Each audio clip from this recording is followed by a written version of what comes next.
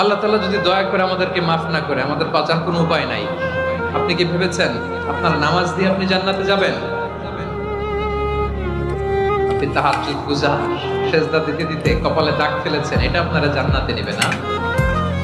আপনি এলাকার সবচেয়ে বড় হাতেম তাই দানশীল, এই দানের ভরসায় বসে আছেন। কশিন কালো ভাত, আমাদের নামাজ, আমাদের রোজা, আমাদের ইবাদত, এগুলোকে মিজানের পাল্লায় উঠালে কোনো ওজনই হবে না। তবে আমাদের একটা কৌশল জানা আছে, আমরা আল্লাহর রহমতের ভিখারি। আমরা সেদিন আগেই গুনার স্বীকৃতি দিয়ে দেব।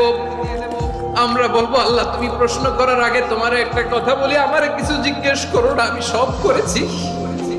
খুব স্বাদ হয়েছে। এমন কোন পাপ নাই যে পাপ আমারে দিয়ে হয় নাই। শুটকি কোনে মোয়া মাছের মাথা